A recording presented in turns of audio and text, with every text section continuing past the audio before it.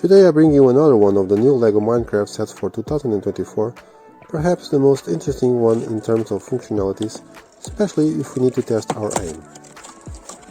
This is a set 21255, the Nether Portal Ambush, which has a price point of 38 euros and 352 elements, equivalent to almost 11 cents per part, and which will be released on January 1st, 2024. There is only one minifigure, a new character, at least I don't remember seeing it on other sets, the Orc Warrior, with prints on his head, back and front of the torso. But it's not the only character, since there are other iconic ones from the game. The biggest is the Ghast figure, which makes its return here after appearing in 2018 set The Nether Portal. It contains a mechanism that allows you to fire 2x2 tiles from the mouth by pressing an axle at the back. We also have the return of the Hoglin after appearing in 2021. This one is also a brick build, but a much more detailed version.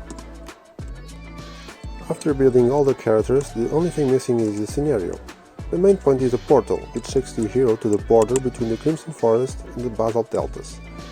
And it is here that the ambush is made, with the Ghast prepared to destroy the portal as soon as the Orc passes through it, in order to leave him trapped there forever and ever.